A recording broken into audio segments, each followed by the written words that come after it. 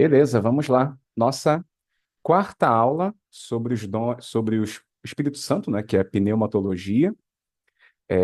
E hoje nós vamos falar sobre os dons espirituais. Eu já adiantei para vocês lá no grupo que parte do conteúdo que nós vamos tratar aqui hoje tem a ver, inclusive, com o debate na rádio que eu participei ontem.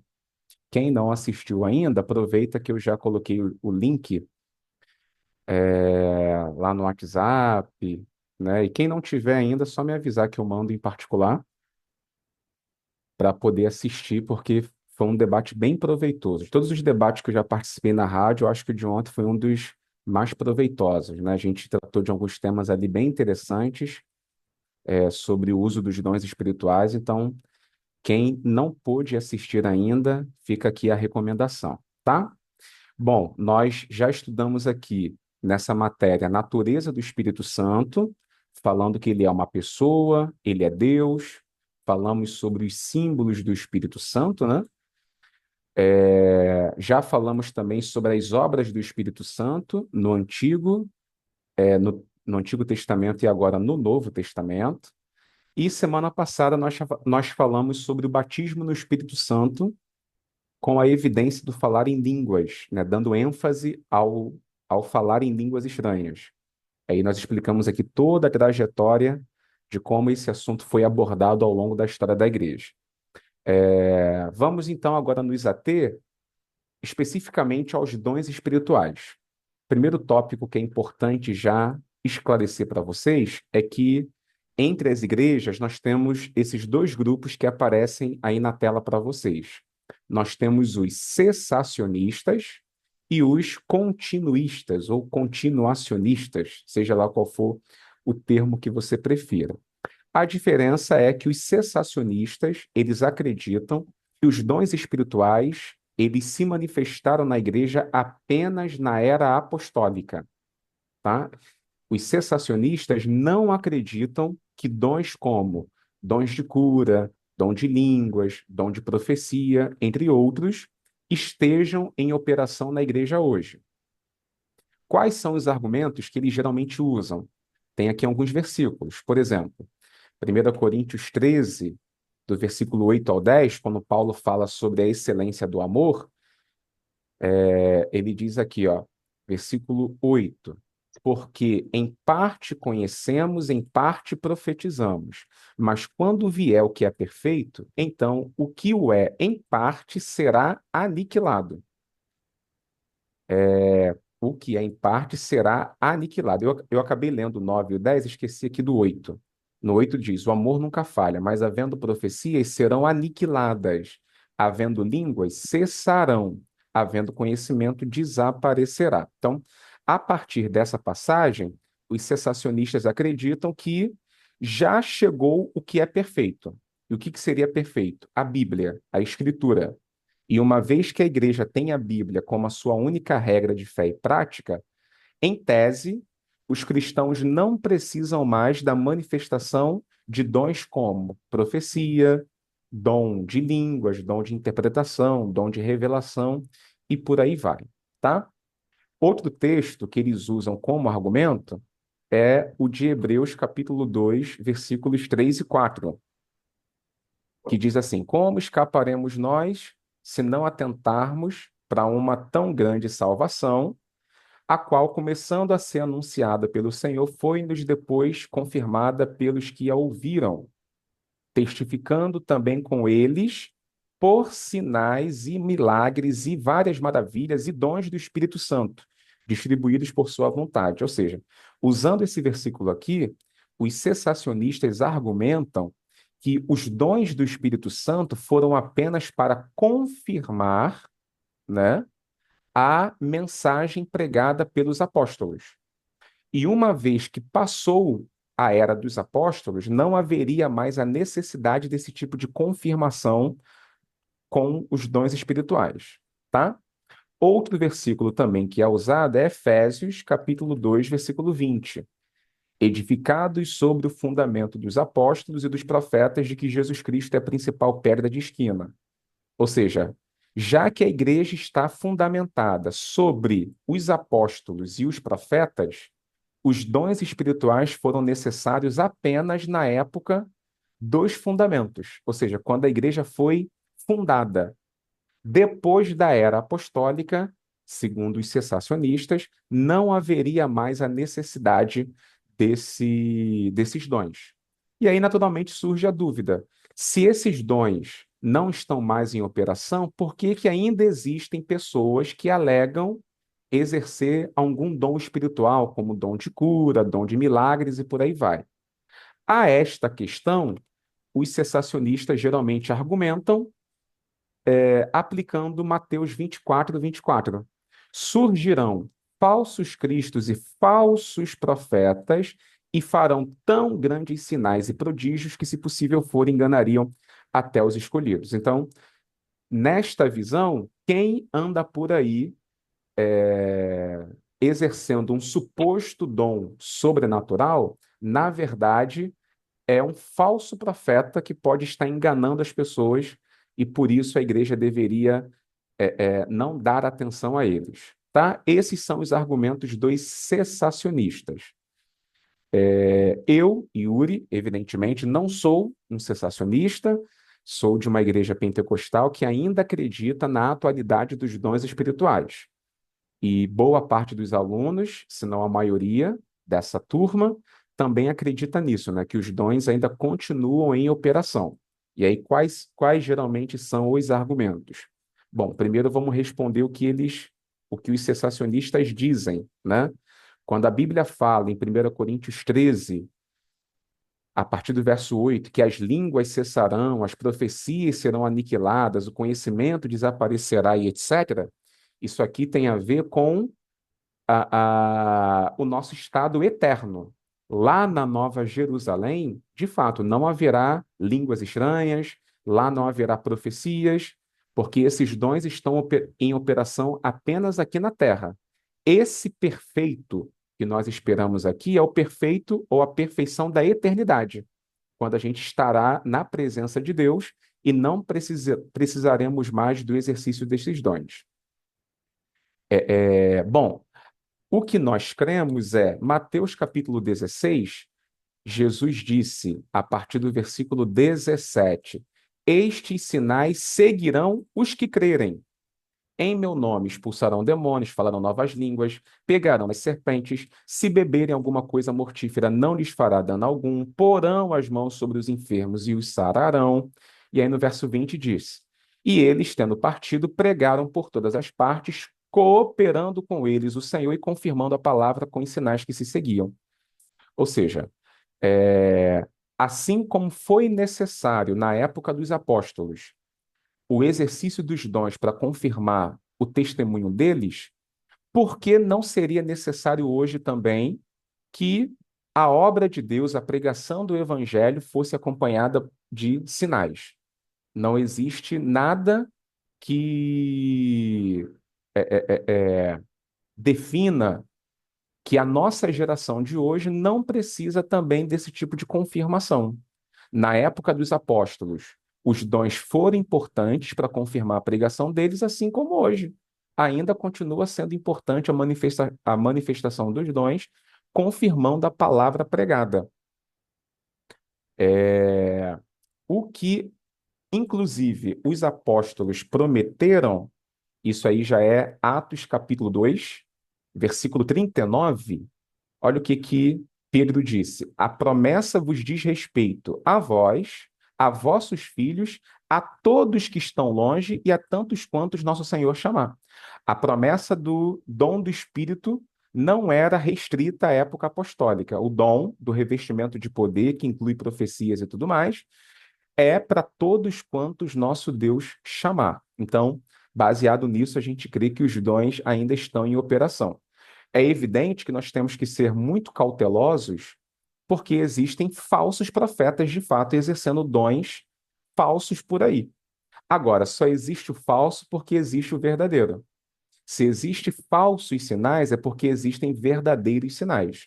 E quem está ambientado com o meio pentecostal e com as igrejas carismáticas em geral, que ainda creem na atualidade dos dons, tem testemunhos abundantes aí de como Deus ainda opera no meio da igreja, com revelação, cura, profecia, milagre, palavra de conhecimento, de sabedoria e tantos outros dons que a gente vê em operação ainda hoje para a edificação da igreja, tá? Bom, o que exatamente é um dom? E aqui vale eu destacar para vocês uma palavrinha grega, que é essa aqui, ó. O que está escrito aí em grego é charisma, tá? Charisma. Charisma, que é traduzido como dom, também significa presente, dádiva, tá? Algo concedido gratuitamente. Inclusive, olha aqui, ó, tem a palavra charisma, mas se a gente destacar só essa parte aí que eu destaquei, fica raris. Raris. Deixa eu colocar aqui embaixo, ó. Raris é igual a graça. Então, dom e graça são palavras que têm a mesma raiz no grego. E a gente sabe muito bem que graça é um favor imerecido. Então, os dons espirituais não têm merecimento. São habilidades que Deus nos dá gratuitamente. 2 Coríntios 3:5. O que que Paulo diz? A nossa capacidade vem de Deus. Nós não somos capazes por nós mesmos nem de pensar. A nossa capacidade vem de Deus. 1 Pedro 4, verso 10. Cada um administra aos outros o dom como o recebeu, como bons mordomos da multiforme graça de Deus. Mateus 10, verso 8. Curai os enfermos, limpai os leprosos, ressuscitai os mortos, expulsai os demônios. De graça recebestes, de graça dai. Então, ninguém porta um dom porque é uma pessoa que se consagra muito, que se esforça muito, se ora muito. O dom não é concedido por merecimento. O dom é concedido gratuitamente. Eu, Yuri, eu julgo que eu tenho um dom de ensinar. Eu ensino a palavra e me dedico a isso. Eu não recebi o dom de ensinar porque eu estudo muito. Eu não recebi o dom de ensinar porque eu procuro diariamente aprender mais conteúdo para passar para os meus alunos. Não. O dom que Deus me deu foi gratuito. Não houve nenhuma pré-condição da minha parte. Agora, uma vez que eu tenha um dom espiritual, como no meu caso, o dom de ensinar, eu tenho a responsabilidade de me dedicar ao ensino. É o que a gente vê nesse versículo aqui, por exemplo, ó.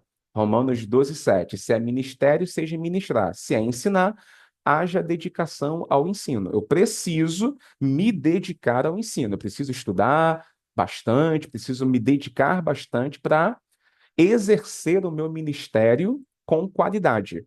Mas não é isso que me torna merecedor do dom. O dom é concedido gratuitamente. E esse dom tem qual objetivo? Qual o objetivo dos dons? É edificar a igreja, né? É o bem do corpo. Olha aqui alguns exemplos. 1 Coríntios capítulo 12, versículo 7. A manifestação do Espírito é dada a cada um para o que for útil. Útil. 1 Coríntios 12:11. Um só e o mesmo Espírito opera todas essas coisas, repartindo particularmente a cada um como quer. É do jeito que ele quer. É, é, é seguindo os propósitos do Espírito. 1 Coríntios 14:26. Quando vos ajuntais, cada um de vós tem salmo, doutrina, revelação, língua, interpretação. Com que objetivo? Faça-se tudo para edificação. Olha esse texto de Efésios 4:11 e 12. Ele mesmo deu uns para apóstolos, profetas, evangelistas, pastores, doutores, com que objetivo? Verso 12. Querendo o aperfeiçoamento dos santos para a obra do ministério, para a edificação do corpo de Cristo. Então, Deus distribui dons na igreja com o objetivo de edificar e aperfeiçoar o corpo de Cristo, a igreja, o povo de Deus. Logo, gente, foi até inclusive a principal pergunta do debate ontem. Deus pode usar pessoas que estão em pecado, pessoas que cometem escândalos, né? Pessoas que, enfim, estão com a vida aí totalmente desvirtuada. Deus pode usar uma pessoa dessa com um dom, né? Sei lá, um dom de cura, um dom de profecia, um dom de revelação, seja lá o que for. Deus, ele é soberano. Ele pode usar quem ele quiser, tá? Não há nenhuma tensão, nenhum impedimento ético em Deus para o benefício do coletivo usar uma pessoa que não está em perfeitas condições morais. Aí entra aquele texto de Romanos 11, versículo 29. Os dons e a vocação de Deus são sem arrependimento, ou são irretratáveis ou irrevogáveis. Se Deus concede um dom para uma pessoa, mesmo que essa pessoa se desvie, se desvirtue do caminho, a hora que Deus quiser usar essa pessoa em benefício do coletivo, Deus pode usar. Não há impedimento algum. Por que Deus pode fazer isso? Porque o objetivo do dom não é a promoção particular, não é a promoção do indivíduo, é o bem coletivo. E às vezes, para o bem coletivo, Deus pode usar uma pessoa que não está em condições morais. Se Deus quer curar um enfermo, o enfermo está pedindo cura, está pedindo um milagre, né? E vai orar por ele, uma pessoa que está em adultério, mas que tem ali os dons de curar, Deus pode usar aquele adúltero para ministrar cura sobre aquele enfermo. Por quê? Porque Deus está sendo misericordioso com o enfermo. Deus não está sendo cúmplice do erro do adúltero, mas por misericórdia ao enfermo, Deus pode usar aquela pessoa para ministrar a cura para aquele doente. Ou seja, Deus usa quem ele quiser. Agora, tem um porém. O fato de Deus usar uma pessoa não a credencia como homem de Deus ou como mulher de Deus. O fato de uma pessoa possuir um dom não significa que ela esteja em condições de exercer um ministério na igreja, de ocupar uma liderança na igreja, né? Não significa que a pessoa tenha até comunhão com Deus. Nada disso é confirmado só pelo fato de a pessoa ter algum dom. Deus pode usar, Deus pode fazer alguma habilidade fluir na vida daquela pessoa em benefício do coletivo, mas se a pessoa permanece no seu pecado, ela, primeiro, não deve ter participação na igreja, né? Se a pessoa ela está em pecado e a igreja tem ciência disso, a igreja não deve mantê-la nos cargos que ela ocupa, e essa pessoa, se assim permanecer no pecado, ela vai sofrer o juízo divino. Por isso que a gente tem aquele texto tão famoso de Mateus 7, 22 e 23. Senhor, Senhor, não profetizamos nós em teu nome não expulsamos demônios, em teu nome não fizemos muitos milagres? Então lhes direi abertamente ou claramente: nunca vos conheci. Apartai-vos de mim, vós que praticais a iniquidade. Então, há pessoas que profetizam, que operam milagres, mas que não têm um relacionamento com Cristo. E naquele grande dia, essas pessoas vão seguir o caminho dos ímpios, né? Outras talvez nem aguardem aquele dia, porque existem pessoas que Deus julga, né? Deus aplica juízo ainda em vida. Deus pode usar uma pessoa, mas se essa pessoa permanece no pecado, Deus pode aplicar algum juízo sobre ela. A gente pode lembrar de Sansão, que foi um poderoso homem, né, usado por Deus como juiz de Israel, só que as suas frequentes falhas fizeram com que ele acabasse perdendo o cabelo, perdendo as forças, perdendo o espírito e caísse envergonhado na mão dos filisteus. Só depois, quando ele pediu uma última oportunidade, Deus lhe concedeu força novamente. Um exemplo que a gente tem no Novo Testamento está em Apocalipse 2, versículo 20, que é quando João escreve à igreja em Tiatira. Aí o que Jesus fala: ó, tenho contra ti que toleras a mulher Jezabel, que se diz profetiza. Então, aparentemente, essa mulher aqui, ela exercia no meio da igreja o dom de profecia. Entretanto, ela ensinava e seduzia os servos de Deus a se prostituírem e a comerem coisas sacrificadas a ídolos. E aí o que que o texto fala? Dei-lhe tempo para que se arrependesse. Ela não quer arrepender-se da sua prostituição. Eis que a lanço num leito de dores e numa grande tribulação os que cometem adultério com ela, se não se arrependerem das obras dela. E ainda diz, ó, ferirei de morte a seus filhos. E todas as igrejas saberão que eu sou aquele que esquadrinha os rins e os corações. Então Deus aplica juízo em pastores, pregadores, evangelistas, né? Pessoas que têm algum dom ministerial, algum dom espiritual, algum dom operacional, que estão em evidência na igreja, mas com uma vida em pecado, Deus até pode usar essas pessoas em benefício do coletivo. Porém, a batata deles está assando e em algum momento Deus pode aplicar juízo sobre eles. No Antigo Testamento, a gente tem vários exemplos de pessoas que foram usadas por Deus em benefício do povo de Deus, mesmo a pessoa não sendo totalmente honesta. Você tem um Balaão, que era avarento, ganancioso, e Deus usou Balaão para abençoar Israel. Você tem um Ciro, que a Bíblia chama de ungido, né? Olha que curioso, né? Isaías 45, versículo 1. Assim diz o Senhor ao seu ungido, Ciro, a quem toma pela mão direita. Como Ciro era ungido se nem crente ele era? Ele não era crente, não era israelita, não servia a Deus, era um idólatra. Mas ainda assim Deus o chama de ungido. Por quê? Porque Ciro foi levantado para cumprir uma missão em benefício de Israel, que era libertar Israel do cativeiro. O mesmo pode se dizer de Nabucodonosor. Nabucodonosor, que era ímpio e que foi usado para castigar Israel, levando para o cativeiro, a Bíblia o chama de servo. Deixa eu ver se eu encontro um versículo aqui rapidinho. Tem textos na Bíblia que. Deixa eu colocar aqui, ó.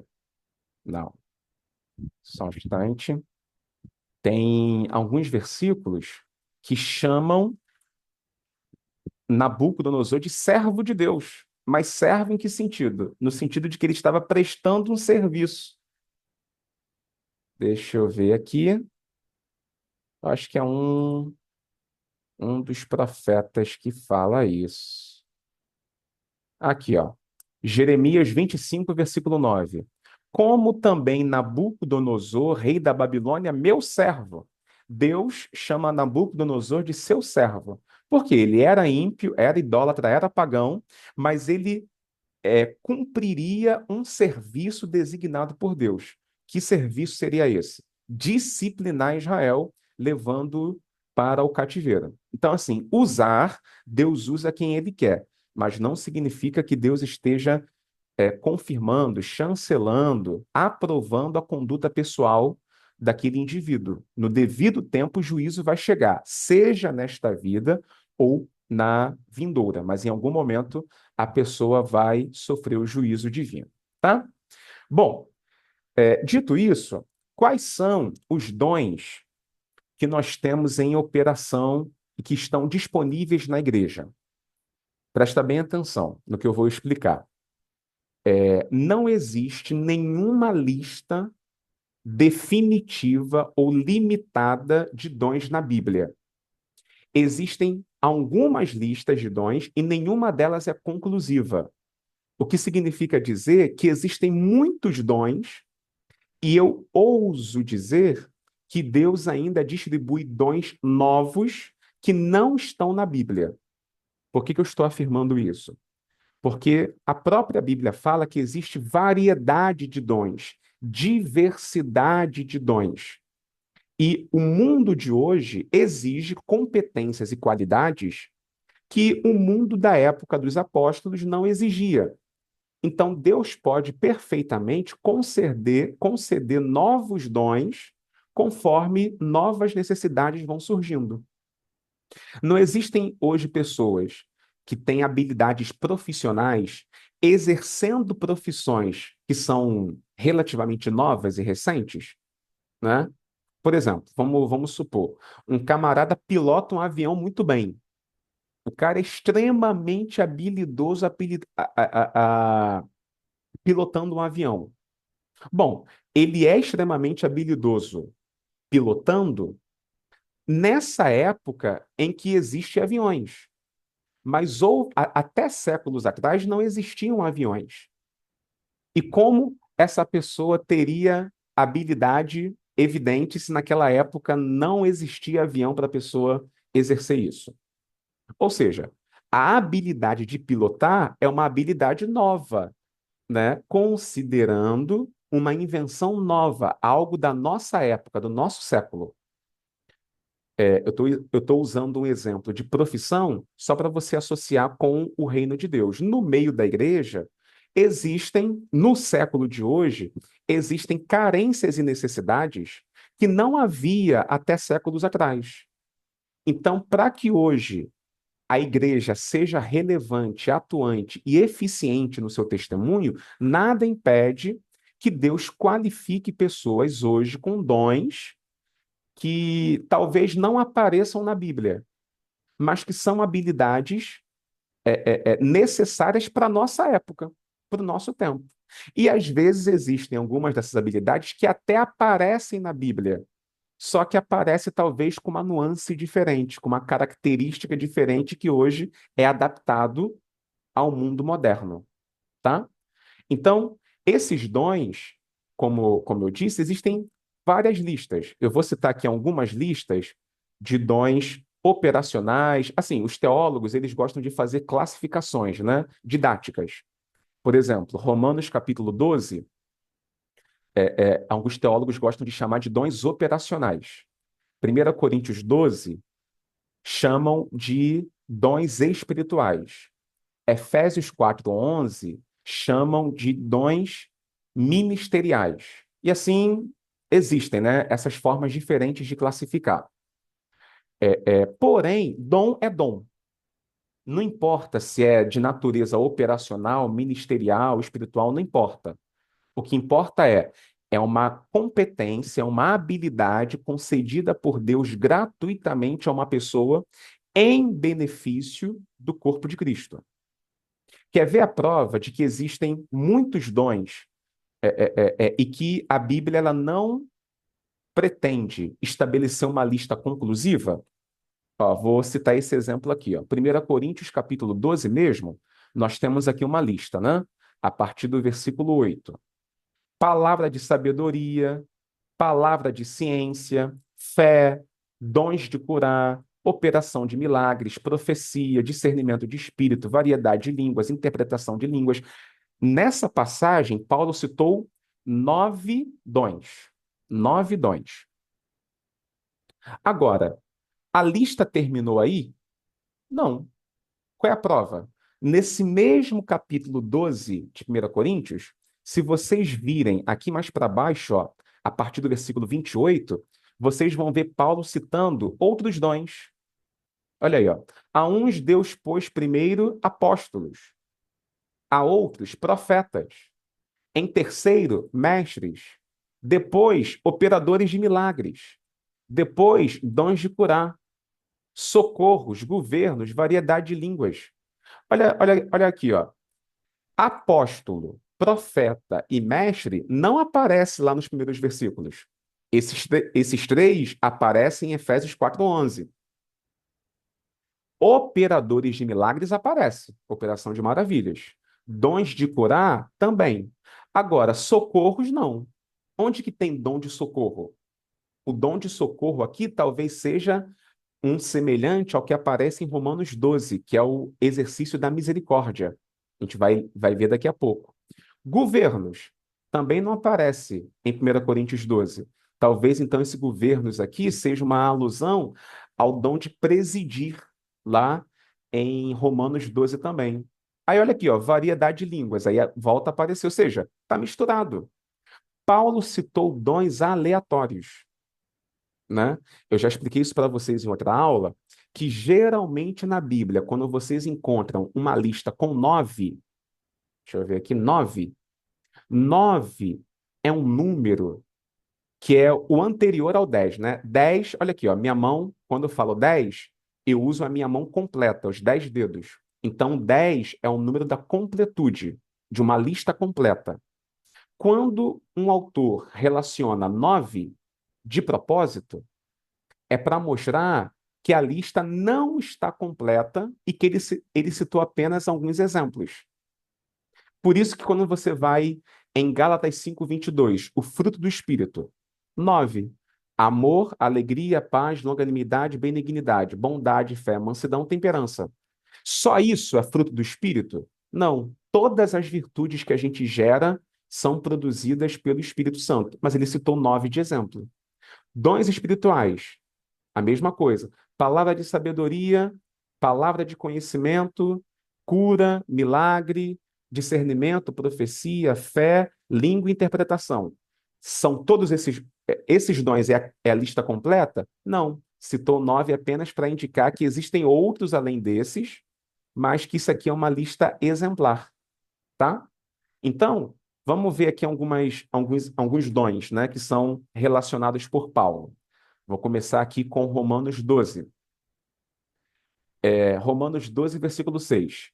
De modo que, tendo diferentes dons, segundo a graça que nos foi dada, se é profecia, seja ela segundo a medida de fé. Vamos lá, ó. Profecia é o único dom que aparece nas 4 listas, tá? Existe uma quarta lista que eu considero também, que é 1 Pedro 4:11.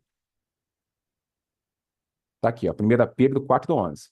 Se alguém fala, fale como entregando oráculos de Deus. Então, aqui ele se refere à profecia. Se alguém ministra, ministra segundo a força que Deus concede. O dom de profecia, como eu disse, é o único que aparece nas 4 listas. Ele está em 1 Coríntios 12, desculpa, ele está em Romanos 12, que a gente acabou de ler. Ele está em 1 Pedro 4:11, que a gente acabou de ler agora, ó, fale segundo os oráculos de Deus.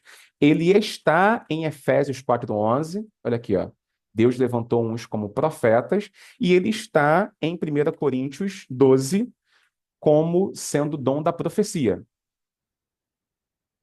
Tá aqui, ó, versículo de número 10. A outro a profecia. O que que é o dom de profetizar? É o dom de transmitir um recado de Deus específico para uma pessoa, para uma situação, trazendo uma orientação, uma exortação ou uma consolação.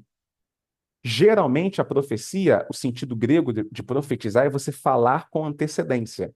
Então, geralmente, a profecia aponta para o futuro, mas não é adivinhação. Não é simplesmente olhar numa bola de cristal e adivinhar o futuro. O dom da profecia revela coisas do futuro com o intuito de exortar, edificar e consolar quem ouve a profecia. Inclusive, é sobre isso que Paulo comenta aqui em 1 Coríntios 14, versículo 3. O que profetiza fala aos homens para edificação, exortação e consolação. O que é isso? Edificação. Ou seja, a profecia é aquela que prepara a pessoa para o que vem pela frente. Seja isso algo bom ou ruim, mas a profecia edifica, ou seja, prepara, equipa, orienta a pessoa a lidar com o que vem pela frente. O que que é exortação? Exortação é encorajar ou aconselhar. É quando a profecia fala do futuro, encorajando a pessoa ou aconselhando a pessoa a lidar com aquilo que vem pela frente. E o que que é a consolação? Consolação é uma palavra que revigora, que conforta, que fortalece, ou seja, a profecia pode falar do futuro para dar esperança à pessoa no presente, tá? Ou seja, esse é a finalidade da profecia. Aí nós temos lá, ó, Romanos 12. Profecia, ministério. O que que é o dom de ministério, gente? É o dom de servir. É aquele pau para toda obra. É aquela pessoa que ela entenda, todos nós temos que servir uns aos outros. Só que existem pessoas que são especialmente dedicadas somente a isso, a estar cuidando dos outros. É muito, muito bom quando a igreja conta com pessoas assim, que são proativas, né, são disponíveis, são solícitas. Elas estão sempre ali disponíveis nos bastidores para poder garantir que tudo dê certo. Isso é o dom de ministrar. É o que 1 Pedro 4:11 Também chama aqui de administrar. O grego aqui é diaconia, ou seja, aqui está se referindo ao dom da diaconia, o dom de servir, né? Isso, gente, é importante porque isso é dom. Se é um dom, Deus dá para algumas pessoas. Isso não tem que ser simplesmente um cargo onde todo obreiro tem que passar, porque nas igrejas existe um plano de carreira, né? Nas igrejas você passa um tempo como obreiro, como auxiliar de trabalho, depois como diácono, presbítero, evangelista, pastor. É como se fosse patentes do quartel. Soldado, cabo, sargento, tenente, vai subindo até virar coronel. Não é isso que o Novo Testamento prescreve para a igreja. Os diferentes dons, os diferentes ministérios, não é para a pessoa passar por todos eles até estar qualificada para ser um pastor, por exemplo. Não. Cada um tem o seu dom. Tem gente que tem um dom de pastorear e ponto. Tem gente que tem um dom de evangelizar e ponto. Tem gente que tem um dom de servir e ponto. Todos temos que servir uns aos outros, mas existem pessoas que são especialmente dedicadas a isso. E é disso que trata Romanos capítulo 12. Aí vamos lá, ó, continua a lista. Se é ensinar, haja dedicação ao ensino, né? Ou seja, é aquela pessoa que tem uma habilidade especial para transmitir conhecimento.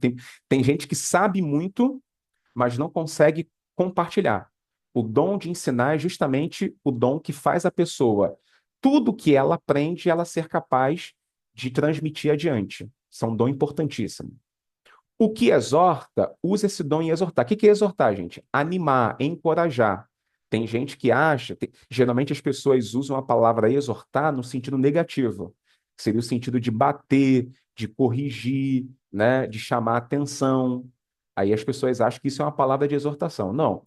Exortar significa encorajar e animar. É evidente, em alguns momentos, esse encorajamento pode vir com uma palavra mais dura, mais severa, mas o objetivo é esse. O objetivo da exortação não é humilhar nem constranger ninguém. O objetivo da exortação é encorajar a pessoa a seguir adiante. E tem pessoas que têm esse dom. São aquelas pessoas que têm uma capacidade especial de motivar os outros, né? Você chega até ela desanimado, triste, abatido, e a pessoa tem essa capacidade de colocar para cima, colocar para frente, para que você não desista. Isso é o dom de exortar. O que reparte, faça-o com liberalidade. Isso aqui é dom também. Todos nós temos que ofertar na igreja. Todos nós. Agora, existem pessoas que são especialmente chamadas com o dom de repartir. Ou seja, Deus concede para elas um valor financeiro maior para que elas possam repartir, patrocinar e ajudar outras pessoas, né? Então, esse é o dom de repartir. Nem todo mundo tem esse dom. Então, todos nós temos que ofertar, mas não vá se meter a besta de dar mais do que você pode dar. Eu tô citando isso porque esse foi o erro de Ananias e Safira, né? O problema de Ananias e Safira é que eles quiseram imitar o exemplo de Barnabé. É só a gente ler lá, ó. A historinha de Ananias e Safira aparece no capítulo 5. Mas antes deles, a Bíblia fala no capítulo 4 a historinha de Barnabé. Olha aqui, ó. José, a quem os apóstolos deram o sobrenome de Barnabé, quer dizer filho da exortação, levita natural de Chipre, como tivesse um campo vendendo, trouxe o preço e o depositou aos pés dos apóstolos. Então, Barnabé tinha condição para isso. Vender seu campo, pegar o dinheiro e dar para a igreja. Ele tinha condição para isso. Agora, o problema é que Ananias e Safira quiseram imitá-lo. Fizeram a mesma coisa. Venderam uma propriedade, deram parte do valor e retiveram o restante. Por isso que Pedro perguntou: vem cá, quando tu vendeu, não era teu? Tu não podia fazer o que você queria com o dinheiro? Por que você mentiu? Mentiram porque eles queriam receber o mesmo prestígio que Barnabé recebeu. Se o irmãozinho vendeu a casa e deu para a igreja, parabéns para ele, que Deus o abençoe e o recompense. Mas não significa que eu tenho que fazer a mesma coisa com a minha casa. Cada um tem o seu dom, e o dom de repartir Deus dá para alguns. O que preside com cuidado. Aqui tem a ver com a liderança, né? Liderar. Tem gente que tem um dom de liderar. Dom de liderar aquela pessoa que sabe organizar um grupo, fazer gestão, planeja bem, né? Aconselha, chama atenção quando precisa, dá feedback quando precisa. Ou seja, é dom, tá? Dom de presidir. E o que exercita a misericórdia? É aquela pessoa que tem um dom especial de cuidar das pessoas carentes, necessitadas, moradores de rua, né? Não tem pessoas dedicadas especialmente a esse ministério? Então, é um dom, gente, o dom de exercer misericórdia. Então, nessa listinha aqui, a gente já viu profecia, um, ministério, dois, ensinar, três, exortar, quatro, repartir, cinco, presidir, seis, exercer misericórdia, sete. Ou seja, Paulo colocou aqui uma listinha de sete, e aqui o que eu chamo a atenção para cada um Deus deu um dom, e a gente não tem que cobrar do coleguinha o dom que Deus deu para a gente. Faz o teu papel, não fica cobrando dos outros, né? Por exemplo, né? A pessoa tem esse dom aqui, dom de misericórdia. Então, ela gosta de trabalhar com moradores de rua, com pessoas necessitadas, né? Pessoas aí com situação precária. Ela se dedica a isso, a exercer misericórdia.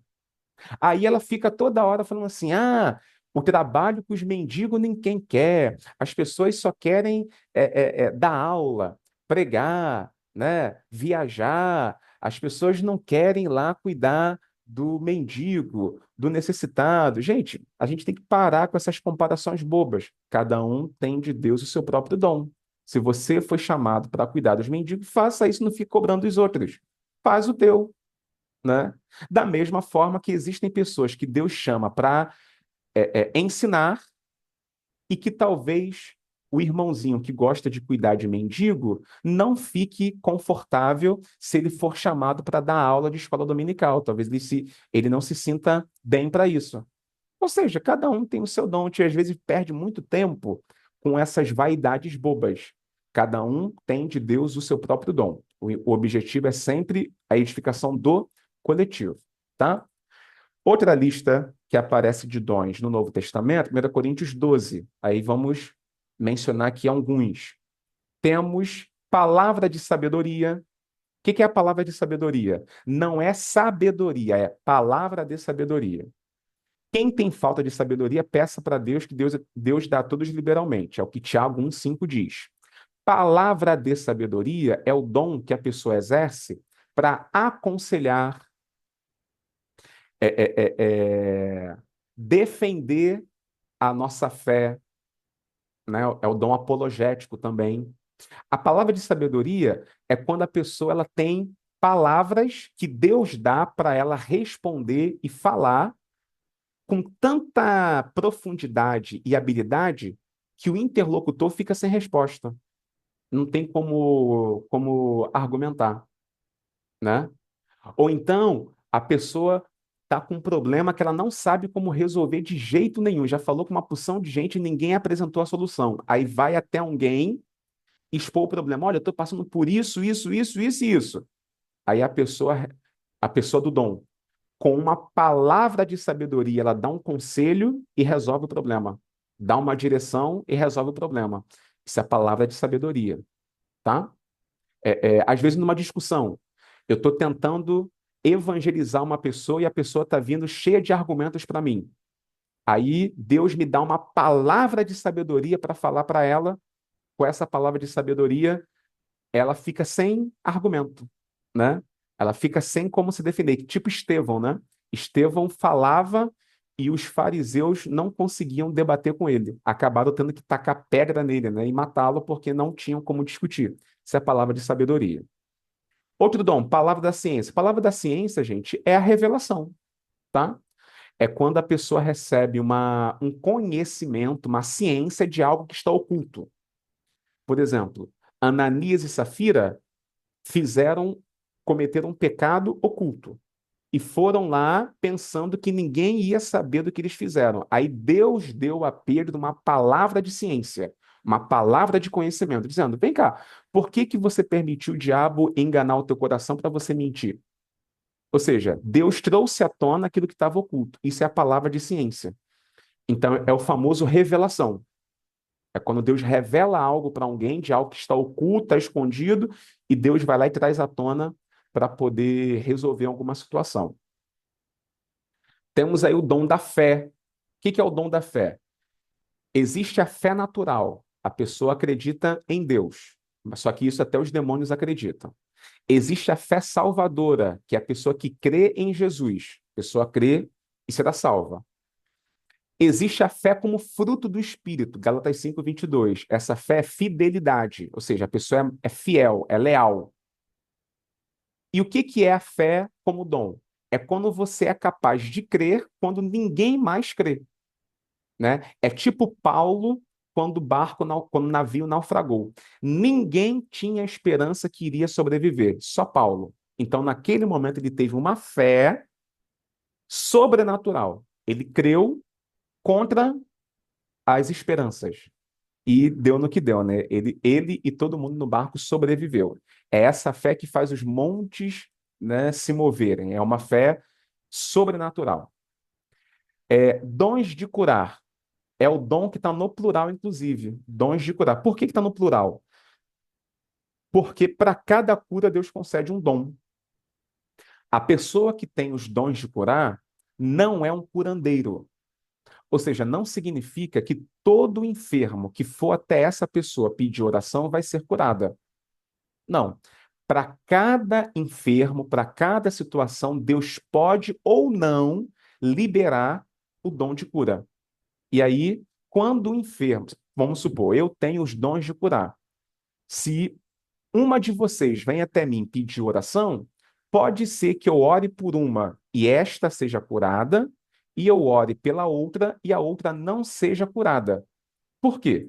Porque são dons de curar. Então, Deus pode ter me dado um dom para curar a Débora e não me deu o dom para curar a Célia. Ou seja, o problema da Célia, Deus vai tratar de outra forma. O problema da Débora, naquele momento, Deus me deu um dom para curá-la. Por isso que os dons estão no plural e por isso que as pessoas que têm dons de curar, elas não vão, por exemplo, entrar lá no INCA, lá no Hospital do Câncer, e curar todas as crianças que estão internadas lá, né? Se elas pudessem, se esses homens de Deus pudessem fazer isso, eles já teriam curado todo mundo. Mas eles não têm esse poder. Até Jesus, quando estava aqui na Terra, ele não curou todo mundo. A Bíblia também fala de pessoas que, devido à sua incredulidade, não foram curadas. Então, cada caso é uma situação, tá? Mas as pessoas que têm os dons de curar, elas não têm a liberdade de curar quem elas quiserem. É quem Deus quer curar, e aí Deus libera o dom específico para aquela situação, resolver a enfermidade da pessoa. Aí tem um dom de operação de maravilhas, é fazer coisas extraordinárias, ressuscitar morto, fazer paralítico andar. Esse dom também pode causar coisas negativas. Lembra que Paulo, por exemplo, fez um cidadão ficar cego. Lembra de Atos 13, né? Paulo fez o cidadão ficar cego. Então, o dom de operação de maravilhas tanto pode ser para fazer algo positivo, como um morto ressuscitar, como também fazer algo negativo, que é causar uma doença, que é causar um mal a alguém que está perturbando a obra de Deus. Isso a gente tem um exemplo quando Paulo fez lá em Atos capítulo 13. Para quem não está familiarizado com essa passagem, pode ler depois. É o caso aqui do Elimas, o encantador. Ficou perturbando tanto a pregação de Paulo que Paulo diz aqui, ó: eis aí, pois agora contra ti a mão do Senhor e ficarás cego, sem ver o sol por algum tempo. E o cara, na mesma hora, ficou cego. Ou seja, dom de operação de maravilhas. Vamos lá, retornando a 1 Coríntios 12. Dom de operação de maravilhas, aí vem profecia, que eu já expliquei o que é. Dom de discernir espíritos é o dom que identifica a fonte das manifestações espirituais. Tudo que acontece na igreja, inclusive coisas espirituais, pode vir de Deus, mas também pode vir da carne ou pode vir do diabo, do demônio. E aí a pessoa que tem um dom de discernir espíritos, ela identifica. se o que está acontecendo ali veio de Deus ou não. Uma profecia, por exemplo. Alguém entregou uma profecia. Quem tem o dom de discernir vai julgar se aquela profecia veio de Deus ou se veio da cabeça do profeta. Isso é o discernimento de espíritos. Variedade de línguas, a gente já falou bastante, né, na aula passada sobre a glossolalia e a xenolalia, né, que tanto são as línguas que se falam em mistérios com Deus e a interpretação. E aí, no caso da interpretação de línguas, esse dom só aparece aqui. Não aparece em nenhuma outra parte. Ele só aparece aqui em 1 Coríntios 12 ao 14. E aí eu já expliquei isso para vocês, né? Na aula passada. Lembra lá que na Grécia, lá em Delfos, tinha os oráculos de Delfos, onde pessoas do mundo inteiro iam se consultar, e aí havia lá as profetisas, né? As pitonisas, ou as pítias, que eram os nomes que se davam a elas, que elas começavam a entrar em transe e começavam a balbuciar, começavam a falar palavras sem nexo, sem nexo, sem sentido. E aí, um outro homem, uma outra pessoa, ficava ali de prontidão para, caso necessário, interpretasse tudo aquilo que a pitonisa ou a pítia falasse de forma incompreensível, o intérprete explicava para as pessoas. E aquilo ali serviria como uma mensagem de orientação para aquela pessoa. Então, o dom de interpretação de línguas é, é colabora na profecia, porque Deus pode revelar ao que tem línguas uma mensagem, e aí o intérprete traduz aquilo para a igreja. E aquilo que foi falado em língua se torna em uma mensagem de edificação da igreja. Tá? Então, línguas com interpretação acaba equivalendo ao dom da profecia. Então, esses são os dons aí de 1 Coríntios 12, do 8 ao 10. Aí aqui embaixo, nós temos ainda o dom de apóstolo. O que é o dom de apóstolo? É o missionário, tá? Observe que não existe a palavra missionário na Bíblia, porque o missionário da Bíblia é apóstolo. A palavra apóstolo significa enviado. São pessoas que foram chamadas por Deus com a finalidade de sair pelo mundo pregando o evangelho. Isso são apóstolos, missionários. Profetas, já expliquei o que é, né? Recebe uma mensagem direta para orientar alguém. Doutores aqui são os mestres, são aqueles que ensinam. Milagres, já falamos. Dons de curar, já falamos. Socorros, parece ser aquele dom de exercício de misericórdia, em Romanos 12. Governos, que é o dom de presidir ou liderar. Variedade de línguas, nós também já falamos. E a outra lista é Efésios 4:11. Já falamos aqui de apóstolos, profetas, evangelistas. O que são os evangelistas? São os que têm um dom de ganhar almas, né? Eles têm uma capacidade especial de pregar o evangelho e ganhar almas para Cristo. Então, esse é um dom também, evangelista. E o dom de pastor e doutor. Isso aqui é um dom só, tá, gente? Isso aqui não são dois dons, não. Não é dom de pastor e dom de doutor. É um dom só. Pastor, doutor. Pastor, mestre. Ou seja, é o dom, de fato, de pastorear o rebanho, ensinando, cuidando, apacentando, aconselhando, transmitindo a palavra, o conhecimento, para que as pessoas, assim, possam crescer na graça e no conhecimento. Tá? Bom, como eu disse no início, o que nós vimos aqui nas listas bíblicas é uma parte e nada impede que Deus continue criando novos dons para a edificação da igreja de acordo com as demandas do nosso tempo. O importante é saber que todos esses dons aí, eles ainda estão em operação e que nós devemos identificar qual é o nosso. Yuri, uma pessoa pode ter mais de um dom? Pode, né? Paulo, por exemplo, tinha vários dons. Paulo era apóstolo, pregador, que é evangelista, doutor, que ensina, e a Bíblia também mostra que Paulo falava em línguas, que Paulo tinha dom de curar, né? Ou seja, vários dons em uma pessoa. Nada impede que uma pessoa tenha mais de um dom. O importante é sempre visar a edificação da igreja. E é nesse sentido que a Bíblia fala aqui em 1 Coríntios, capítulo 12, lá no finalzinho, versículo 31. Procurai com zelo os melhores dons. O que são os melhores dons? Não são os dons que mais me chamam a atenção, que mais eu sonho em ter. Ah, vou procurar os melhores dons, o quê? Ah, o dom da profecia, que para mim é o melhor. É o dom de cura, que para mim é o melhor. É o dom de milagres, que para mim é o melhor. Não. Os melhores dons é aquilo que mais a igreja precisa. Ou seja, e essa é uma busca coletiva, não é uma busca individual. O que eu quero dizer com isso? Eu, Yuri, eu não busco um dom para mim. Ah, eu quero o dom de profecia. Eu quero o dom de interpretação de línguas. Eu quero o dom de palavra de sabedoria. Não, não é uma procura individual. Por quê? Porque o Espírito Santo, ele dá os dons a cada um como quer. Não é de acordo com o que eu quero. É de acordo com o que o Espírito Santo quer. Ele dá o dom para quem ele quiser. Então, quando a Bíblia fala para a gente procurar com zelo os melhores dons, é o coletivo. A igreja deve orar em coletivo. Se a igreja, por exemplo, vamos supor, na igreja está havendo o caso de muitas pessoas doentes. A igreja clama a Deus, pedindo: Deus, distribui os dons de curar em nosso meio. Vamos pedir para Deus nos dar os dons de curar. Aí o Espírito Santo vai outorgar esse dom para quem ele quiser. Aí alguma pessoa na igreja vai se levantar com esse dom e vai começar a ser usada por Deus para curar os enfermos. Ou seja, a igreja enxerga as suas necessidades e clama a Deus.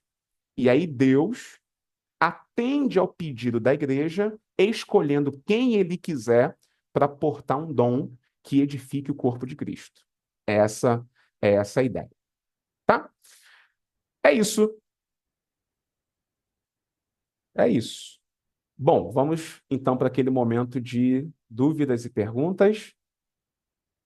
Quem já quiser falar, fique à vontade para interagir, tirar dúvidas ou apresentar algum comentário, alguma coisa para a gente comentar aqui.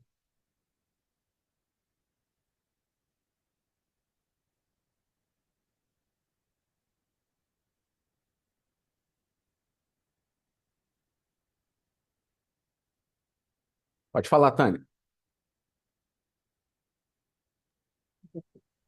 Não, é o seguinte, né? O senhor falou, é assim, eu ouvi também o debate, né? Tem muito a ver realmente com essa aula, né? Que a gente recebeu hoje. Mas essa parte, assim, quando o senhor falou sobre o sensacionismo, não é isso? Talvez esteja ligada à banalidade que a gente tem levado o tratado dos dons que o Espírito tem dado à igreja, né?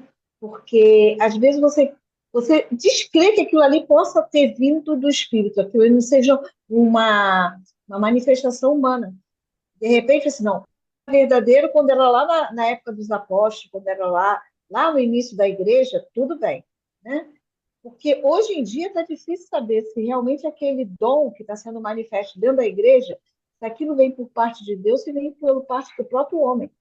Então, essa coisa de saber o que é real, o que não é real, é que tem perturbado, eu acho, essa parte, eu não sei se eu estou errada, né? Essa parte dos dons, né?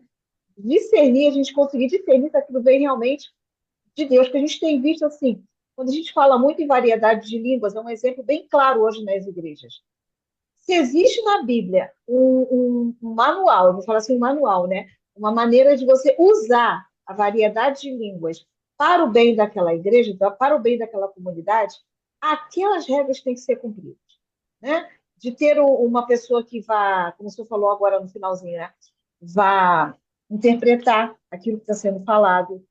Ou então, de repente, a pessoa está orando com o pastor, de repente, sei lá, é tomado pelo Espírito Santo e começa a falar em línguas, ela está ali baixinha, falando em línguas ali baixinho, sem interferir até na oração da pessoa que está do lado. Tudo bem, eu acho que isso é ordem e decência. E hoje em dia você não vê essa ordem e decência, entendeu? É uma das coisas que eu acho que tem perturbado essa visão. Será que realmente a igreja tem recebido dons, né, para a edificação da igreja? Fica difícil saber. Até o próprio dom de cura, né, pastor? A gente vê, às vezes, em alguns cultos, eu fui curada. Eu estava com uma dor no dedinho, na unha. Puxa, eu fui curar. O senhor orou, fui curada agora, né? Eu já participei de cultos assim, né?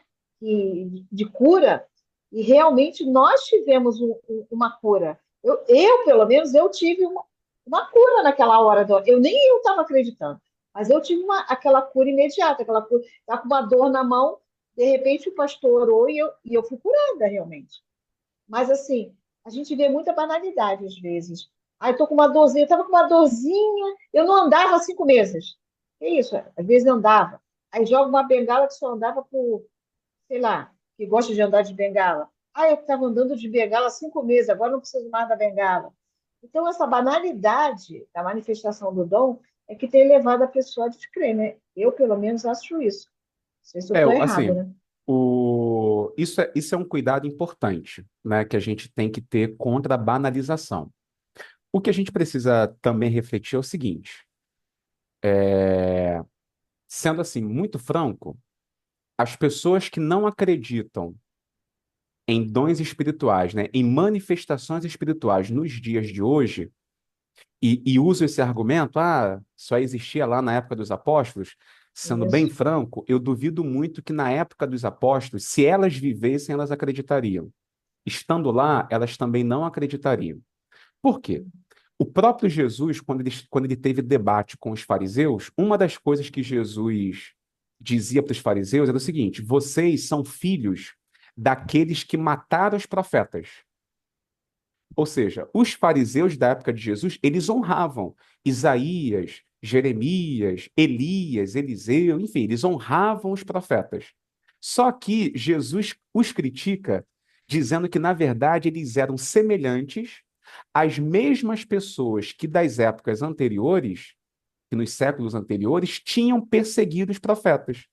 E aí o que Jesus argumenta contra eles é: vocês hoje falam bem dos profetas porque vocês não vivem na época deles. Vocês falam mal de mim. Mas se vocês estivessem lá na época deles, vocês Uhum. também falariam mal deles. O que acontece? Existem muitas banalidades hoje. Existem muitas coisas que a gente não compreende também.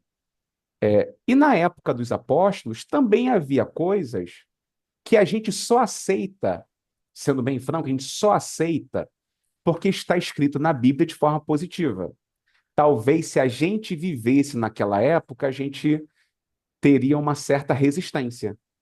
Puxa, a Bíblia fala, por exemplo, que Paulo, o pessoal pegava os lenços e os aventais de Paulo e levava para casa para curar os enfermos, para expulsar os demônios. E eu sou uma pessoa totalmente contrária à distribuição de lenço ungido. Não tem que dar lenço ungido para ninguém, né? Isso. Porém, eu tenho certeza que se eu vivesse lá na época também e visse aquela cena de pessoas pegando os lenços de Paulo e indo para casa curar os enfermos, talvez eu, naquela época, também tivesse uma certa resistência. Pô, que negócio estranho, parece idolatria, parece superstição, né? Então, assim, Uhum. essas coisas, elas que a gente não domina completamente, não compreende completamente, de fato vai gerar uma certa estranheza. Agora, é, é, é, a gente tem que parar de enfatizar o erro e o falso e passar a valorizar o que é verdadeiro. Existem Uhum. manifestações verdadeiras, Deus ainda opera no meio da sua igreja, né? Deus ainda Isso. opera maravilhas, Deus ainda usa pessoas, só que às vezes a gente chama tanta atenção para o negativo que a gente coloca o positivo ali no meio e acaba deixando de desfrutar, né? A gente deveria tirar o espinho para comer o peixe, né? A carne do peixe. Devia tirar o espinho para degustar aquilo que pode. Só que a gente está jogando tudo fora porque está tudo ali no meio. Tem o bom e o ruim, o joio e o trigo, os honestos e os desonestos, os homens de Deus e os que não são. Esse critério é que a gente tem que ser um pouco mais preciso. Não vale a pena rotular tudo só porque a gente testemunha alguns exemplos negativos. Existem coisas positivas, existem profecias que se cumprem, existem curas que são realizadas de fato, né? Então, Pelo assim, lencinho. né? Pois é, até com um lencinho, até com um copo Isso de água em aí. cima da televisão, né? Até Isso com um aí. copinho de água. Ainda que eu ache estranho e ainda que eu não Uhum. reproduza a prática, é aquilo que a gente conversou Sim. em outras aulas. Existem coisas que são claramente incorretas e que a gente tem que combater e denunciar, e existem outras coisas que a gente simplesmente não compreende. E que se a gente não entende, talvez seja bom a gente respeitar os espaços. Bom, ele está trabalhando ali, deixa Isso. eu trabalhar aqui, pronto, e acabou, e segue adiante. Para eu não Uhum. cometer o erro de estar me colocando contra algo que é de Deus e que eu só não estou aceitando porque a minha mente não compreende aquilo. Então, Uhum. Jesus também não foi compreendido em algumas coisas que ele fez.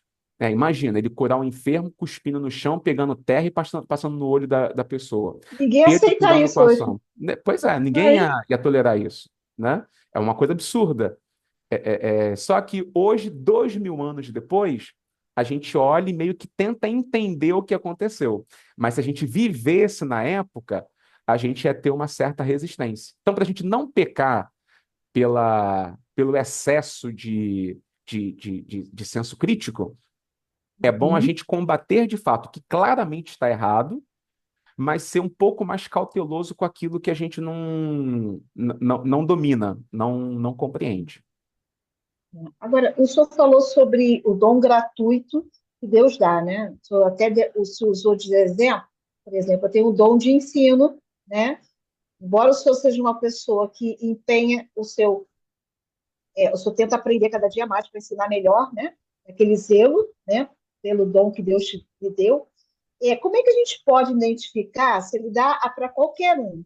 E pessoas que, de repente, estão em pecado, como o senhor falou até no debate, né? Pode usar qualquer pessoa, por exemplo. Aí eu vou dar um dom àquela pessoa porque eu estou precisando daquele tipo de serviço naquela igreja. A pessoa não está andando corretamente, mas Deus, de repente, dá um dom para ela. Como é que eu vou identificar, assim, esse dom que Deus deu a ela, o fruto que ela está dando, de repente, através daquele dom? E eu, assim, de repente, analiso, poxa, ela é uma boa obreira, é um bom pastor, é um bom diácono, porque ele tem feito aquele trabalho a qual Deus tem capacitado ele de uma maneira legal. Então, aos meus olhos, ele é um bom obreiro. Mas, na verdade, ele não é, entendeu? Então, assim, como é que eu posso diferenciar esse dom gratuito de um fruto que ele está produzindo, entendeu? Porque é pelos frutos que Entendi. se conhece. A igreja, ela não pode ser cúmplice de erro nenhum. Tão logo a igreja tome conhecimento de algo que desabone ali a conduta da pessoa, a igreja tem que afastá-lo. Quando a gente diz que Deus usa qualquer pessoa, mesmo pessoas em pecado, de fato são naquelas situações em que, por exemplo, eu não tenho ciência do erro da pessoa e Deus usa aquela pessoa para mim, para ministrar algo para mim, né, para me ensinar alguma coisa, enfim, para me conceder alguma coisa especial. Talvez a pessoa esteja cometendo algum erro escondido que ninguém sabe e ela é convidada para estar numa igreja, pregando, cantando, orando, e Deus pode, naquele culto, usar aquela pessoa para operar maravilhas ali, né? Ou seja, por que isso aconteceu? Porque a pessoa ela está ainda ela está num pecado oculto, a igreja não tem ciência, e calhou de ter uma situação de juntar os dois. A igreja que precisa de Deus fazer algo por ela e o obreiro que está com uma vida errada.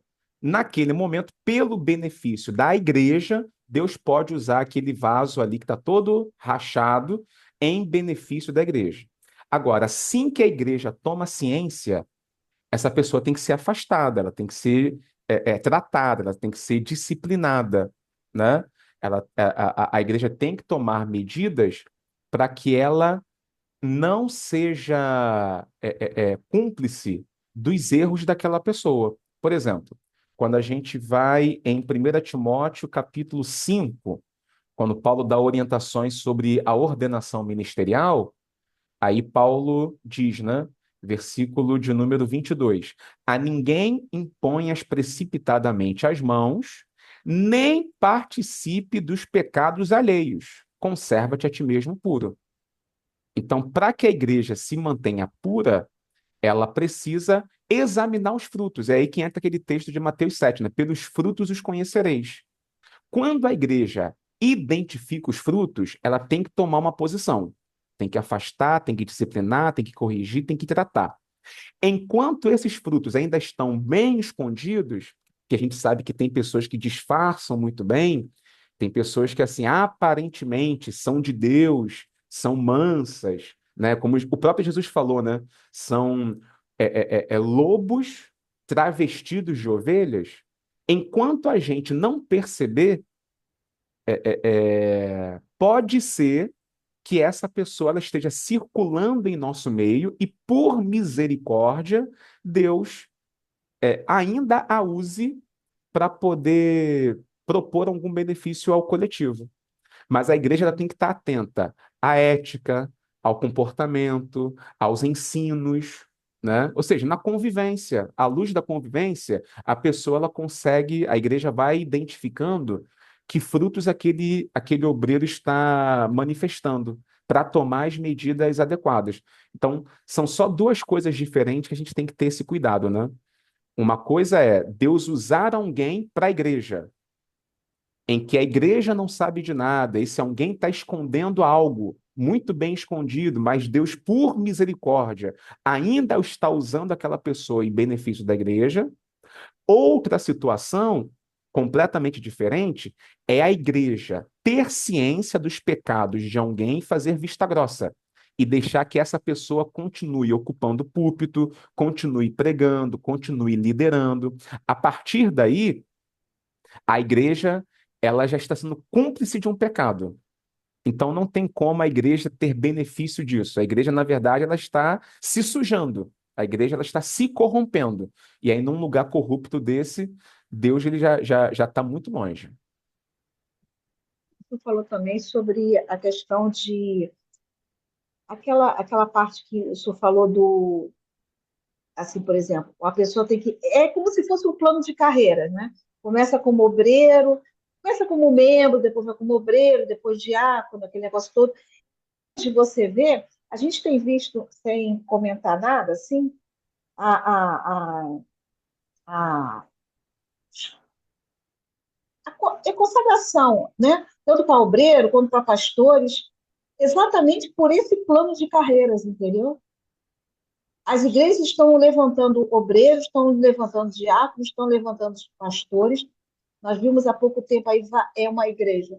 E a gente viu que houve dentro da própria igreja várias, eu não sei se é dissensão, dentro do próprio mesmo, não, eu sou merecedor, por que que eu não fui chamado para ser promovido? E o outro foi, entendeu? Então a gente vê, até acho que no debate comentaram, o pastor precisa mais do outro do que daquele que sempre se dedicou, né? Então aquele que ele precisa, ele vai promover a pastor, vai promover a diácono, vai promover a obreiro, e a própria pessoa, por entender que o plano de carreira dentro da igreja é o que importa, ele nem se toma o cuidado, não toma o cuidado de falar assim, eu fui chamado para ser obreiro, eu fui chamado para ser diácono, eu fui chamado para ser um pastor, mas eu não tenho esse chamado de Deus.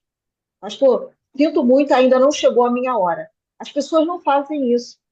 Por quê? Porque eu estou virou plano de carreira. Então, Sim. hoje, a minha preocupação é saber exatamente o que que amanhã essas coisas todas vão resultar. Porque tem membros dentro da igreja com raiva, tem membros da igreja que estão saindo da igreja porque estão descontentes, porque não foram chamados, que não foram valorizados, quando na verdade a valorização veio do próprio Deus. Pois Curso é, como esse, como o senhor está. Como esse curso que o senhor está dando, né? Essa disponibilidade, a pessoa aprender, não é para ser pastor, não é pra, mas é para ser um bom obreiro na casa do Senhor. Porque a prioridade em qualquer instância dessa plano de carreiras que eles conseguem ver, né, dentro da igreja, é exatamente você começar do básico, é aprender a palavra. E hoje a gente consegue enxergar obreiros mal capacitados, né? Não por Deus, mas pelo próprio. Porque você tem que buscar conhecer aquele zelo que o senhor falou. Nós temos que ter zelo, né, em aprender. Poxa, se eu sou membro de uma igreja, eu sou crente, eu vou para a rua. Um vizinho meu pode chegar para mim e falar assim: Tânia, você vai à igreja. O que que você sabe sobre isso, isso, isso? Eu tenho que estar preparada. Para isso, eu tenho que entender da palavra. Para isso, eu tenho que buscar com zelo, até para ser membro de uma igreja. Imagina para ser um obreiro, para ser um diácono, e muito mais para ser um pastor. Pois é, O pastor falou até uma coisa. Oi. pode falar, pode completar. O pastor, não sei qual foi o pastor lá no debate que falou uma coisa interessante. Às vezes Deus dá aquela habilidade à pessoa, mas não promove.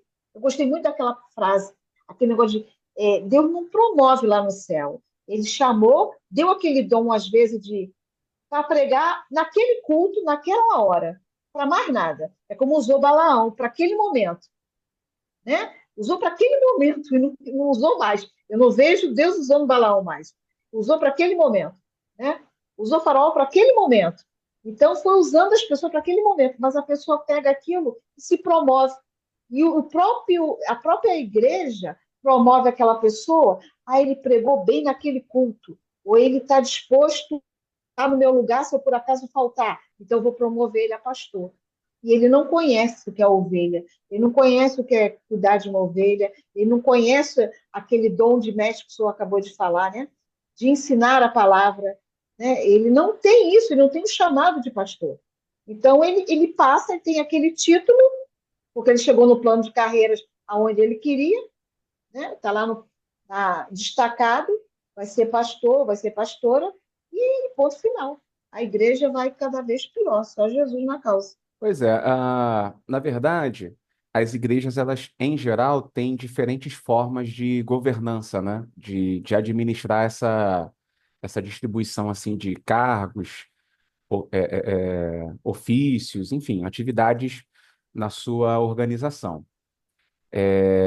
Infelizmente, o plano de carreira é muito comum em algumas igrejas, porque, por alguma razão, alguns pastores acham que um bom pastor, antes de ser pastor, ele tem que ser diácono, depois tem que ser presbítero, depois tem que ser evangelista, até ser pastor. Aí muitos ostentam essa história, né? Não, antes de ser pastor, eu fui tantos anos diácono, tantos anos aquilo, tantos anos aquilo outro, como se fosse um planinho de carreira até ele alcançar o cargo maior. Só que isso é bobeira. Para ser pastor, é sim, de fato, necessário ter experiência, é sim, de fato, necessário ter bagagem, ter maturidade. Só que nada disso depende de você passar por cada cargo, né? Ah, primeiro eu tenho que ser diácono, presbítero, para depois ser pastor. Não, isso é bobeira. Por quê? Porque tem muitos diáconos que foram chamados para isso, para a diaconia, para servir, e vão continuar sendo assim até o fim da vida. Só que por causa desse plano de carreira, se você está há 20 anos como diácono, tem gente que acha que você está estagnado, né? Tem gente que acha que, Isso ah lá, mesmo. pô, o irmãozinho está há 20 anos como diácono, já deveria ser pastor há muito tempo, porque na mentalidade deles é isso, é assim. Eu tenho que passar por vários cargos e não posso ficar muito tempo ali, não. Só que não é assim, gente. Tem pessoas que Deus chamou para pastorear, tem pessoas que Deus chamou para servir na diaconia. E cada um Deus usa como quer. Tem pessoas que são excelentes diáconos e assim vão continuar, porque não servem para pastorear. E tem pessoas que Deus chama para pastorear e que não servem para diaconia. Isso não é arrogância, não é prepotência. Quer ver um belo exemplo? Os apóstolos. É só a gente ler Atos capítulo Uhum. 6. Na ordenação dos diáconos. O que que os apóstolos fizeram? Escolhei 7 homens de boa reputação sobre os quais, ou aos quais, constituamos sobre este importante negócio. Porém, nós vamos perseverar na oração e na palavra, ou seja, o nosso trabalho é esse, oração e palavra. A gente não foi chamado para cuidar de mesa.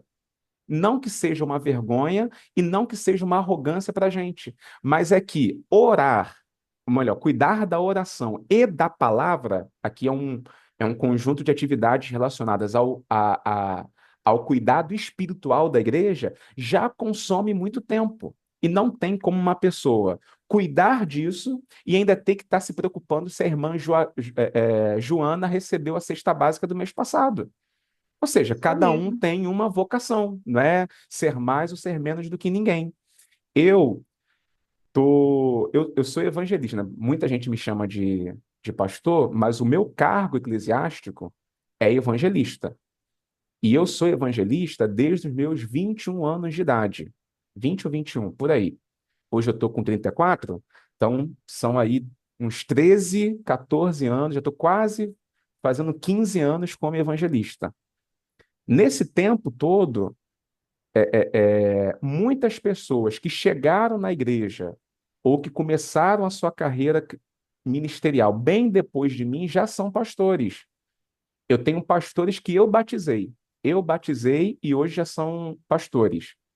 Eu tenho uma porção de alunos que começaram como meus alunos, ainda diáconos, estudaram comigo, se formaram comigo e agora já são pastores.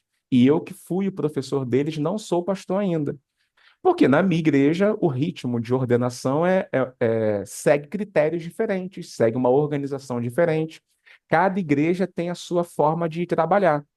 Eu simpatizo muito com igrejas batistas com o sistema congregacional, que é quando a própria igreja indica quem são os obreiros que ela quer que ocupe os cargos.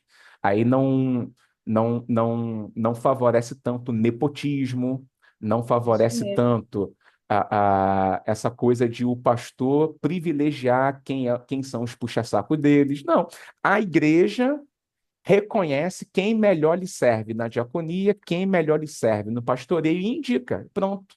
A igreja é soberana nesse ponto. Outras igrejas não trabalham dessa forma, fica tudo centralizado no pastor. É o presidente da igreja que define, quem determina quem vai ocupar cada cargo, etc. E aí rola coisas como essas. O importante, gente, que é o seguinte: reconhecimento ministerial depende da igreja realmente. Dom, não. Dom, Isso é Deus é exatamente isso. soberano. Dom é isso, dom é soberano. Deus dá para quem ele quiser. A igreja gostando ou não, os pastores gostando ou não, Isso, não né? importa. A igreja dá. Se Deus quer te dar o dom, né, de pastorear, mesmo que você não seja ordenada a pastor ou pastora, se Deus te deu essa capacidade de apacentar, de cuidar, você já tem o dom, você vai fazer. Sim, você não precisa de título nenhum para isso. Você vai lá visitar o irmãozinho que precisa, você vai telefonar para outra irmãzinha que está longe da igreja, você vai conversar e aconselhar o casal que está com problema, você vai estar à disposição da igreja para poder ajudar. Se Uhum. Deus te chamou para você pregar o evangelho, ganhar alma, você não precisa do título de evangelista para isso. Vai lá e ganha alma. Prega o evangelho, tem internet, tem um Facebook, tem um WhatsApp, tem a praça, tem um hospital. Ninguém vai te impedir de você ir lá entregar um panfleto, falar de Jesus, etc.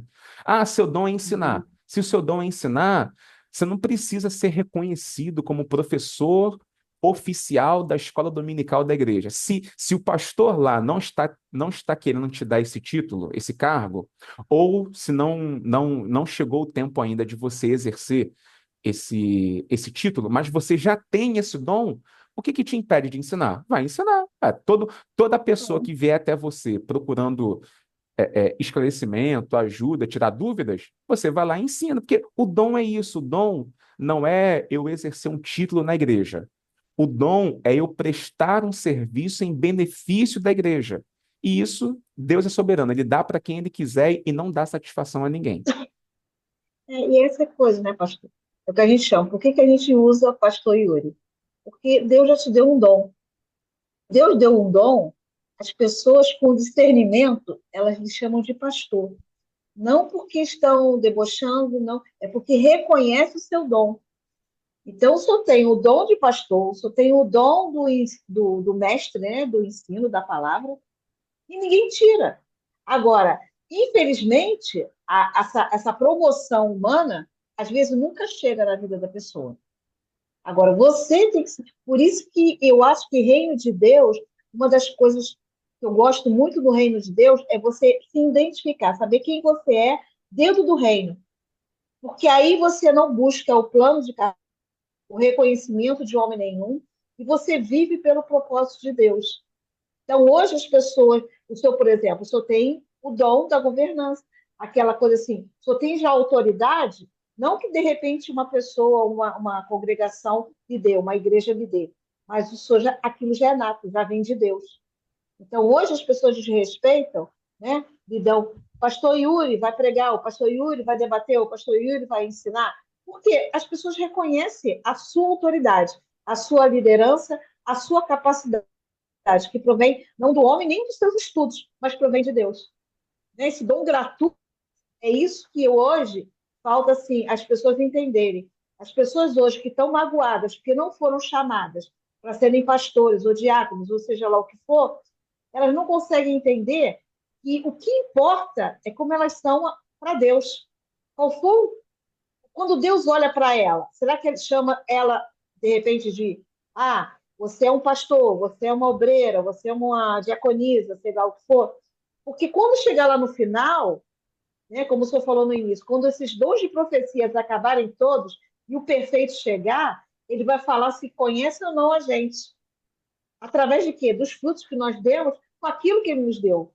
Né? Ele vai olhar para o senhor e vai falar assim: olha, eu te fiz pastor na terra, o que o senhor fez como pastor? Eu lhe fiz como pastor, eu lhe fiz como mestre. O que o senhor fez? Não, eu realmente ensinei, eu pastoreei. Né? Quando o senhor enviou aquela ovelha, eu cuidei daquela ovelha.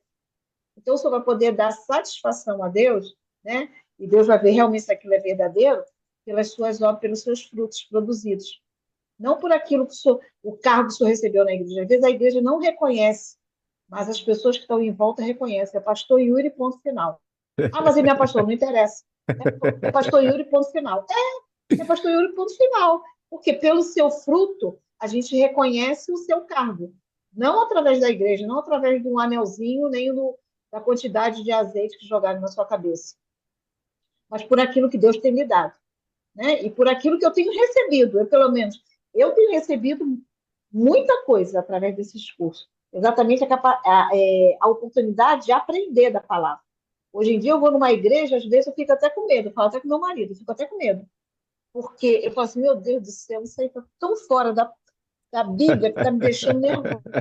Então, assim, eu vou para casa, a gente vai analisar, a gente vai ver se aquilo aí. Eu escrevo, eu pego aquilo, aquela palavra ali, eu pego, trago para casa, vou analisar aquilo ali. Eu não concordei com aquilo, mas eu tenho que ser uma crente de Beré, como falou você É. também lá, né? Então, eu tenho que analisar. Então, isso hoje está sendo um problema. Então, glória a Deus por esse espaço, glória a Deus pela sua disposição para nos ensinar, né? Porque a gente tem realmente visto que as coisas estão indo de mal a pior dentro das igrejas. E a gente que tem que se cuidar, né? Porque cada um dará conta de si a Deus. Né? Então, a igreja Célia, faça o que Débora, for. querem participar também?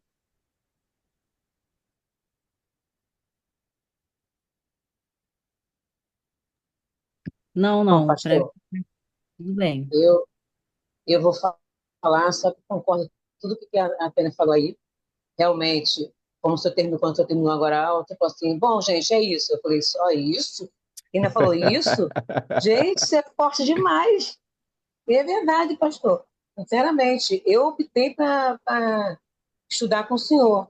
E lá na minha igreja, as pessoas falam assim, poxa, você faz teologia, né, com o pastor Yuri? Manda para mim as gravações, depois tem engraçado, o culto é R$ 80, se vocês quiserem, pode ir lá. Não, pastor, porque aí é muito fácil, você não acha? Eu pegar as gravações e mandar para eles. Não, eu fico aqui, ó, 1 hora, 2 horas com o senhor, se quiser até 10 horas eu fico. Entendeu? Porque é maravilhoso. Realmente a gente está aprendendo, pastor. A gente está querendo conhecimento. Porque na igreja a gente não tem isso praticamente. A gente vai lá assistir uma aula bíblica que é a minha nem agora, mas é domingo. Entendeu? Que é a escola dominical. Não é mais nem domingo. Quer dizer, o senhor vai lá e vê tudo, mas tudo bem. Mas, assim, diretamente com o senhor, né? Pastor Yuri, dando aula, gente, não tem como. Eu falo, ó, R$ 80, gente, tá? E eu vou arrumar e-mail lá, não, já tem uma lista já. Já vou mandar. É isso, pastor. Parabéns, Deus abençoe o senhor e continue estudando isso aí. Estamos Tá aqui bom. juntos. Bom, gente, Deus abençoe. esta foi a nossa última aula do ano. A gente vai agora tirar um tempinho aí para poder descansar. Semana que Ah, vem é Natal e Ano Novo, né? Vem aí as festas de fim de ano. Então já desejo a vocês um ótimo Natal, um ótimo Ano Novo. Mês que vem, realmente. já em janeiro, a gente retoma nosso curso com as próximas matérias. Eu creio que a gente vai, em 2025, aprender muito mais. Tá bom? Amém. Amém. Deus Amém. abençoe Amém. vocês. O seu Feliz também. Amém. 2025 Feliz para Natal todos e aí. um ano novo. Para todos. Tá, um Vocês, abração para vocês todos. também, meus irmãos queridos.